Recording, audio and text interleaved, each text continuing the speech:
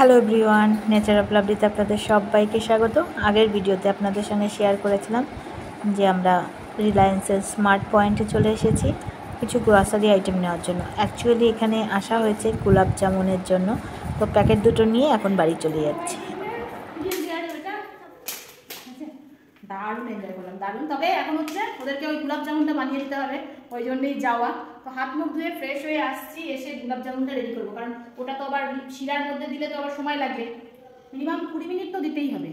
তো এদের দুজনের তো ভীষণ খিদে পেয়ে গেছে, আর আজকে ছিল হচ্ছে ফ্রাইডে, বাইরে তো কিচ্ছু কিনে দিতে পারবো না, কিন্তু তাও নিয়ে গেলাম শুধু গোলাপ জামুনের জন্য। দুটো প্যাকেট আনা হয়েছে, এবার আস্তে আস্তে শুরু করি।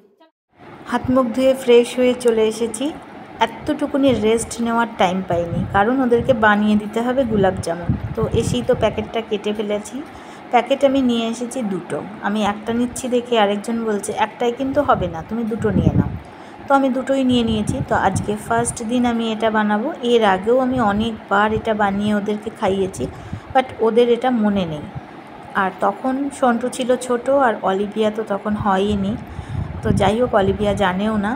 তো অলিভিয়া হওয়ার পরে এই ফার্স্ট টাইম আমি বানাচ্ছি এইরকম প্যাকেট দিয়ে। তো সবার ফার্স্ট যে মিক্সটা ছিল সেটা আমি মাখিয়ে নিলাম। এটা কিন্তু দুধ দিয়েও মাখা যায়, তো আমি এখানে নর্মালি জল দিয়ে মাখছি। এটা কিছুই না, জাস্ট একটা শক্ত মণ্ড তৈরি করতে হবে। আর আমি একটু ঘি অ্যাড করে দিলাম, বাদবাকি কিন্তু সব কিছু দেওয়াই থাকে এর মধ্যে। আর বাড়িতে কীভাবে তৈরি করতে হয় সেটা তো অনেকেই আমরা কম বেশি জানি, আমি ওইভাবেও বানিয়েছি। তো নেক্সট টাইম যদি ওইভাবে বানাই তো শেয়ার করবো আপনাদের সঙ্গে।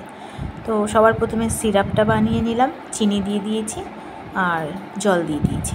কয়েকটা এলাচ দানাও দিয়ে দিয়েছি জলের মধ্যে, যেন ফ্লেভারটা পুরো একদম মিষ্টির দোকানের মতন আসে।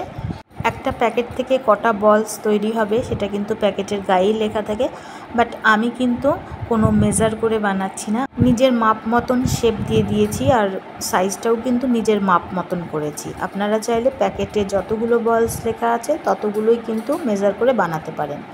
তো এইবার আমি এটাকে ভেজে নেব। সাদা তেল দিয়ে দিয়েছি। তেলটা কিন্তু খুব বেশি গরম করা যাবে না, হালকা একটু গরম হবে। আর গ্যাসের ফ্লেমটা লো রেখে এগুলোকে ছেড়ে দিতে হবে। তো আমি অনেক দিন পরই বানাচ্ছি প্যাকেটের গোলাপ জামুন। একটু ভয়ও লাগছিল যে পারফেক্ট হবে কি না। অ্যাকচুয়ালি গোলাপ জামুনের কালারটা তো লাইট হয়, ডার্ক হয় না, যেরকম মিষ্টির দোকানের পান্তুয়ার মতন কিন্তু অতটা ডার্ক কালার আসবে না।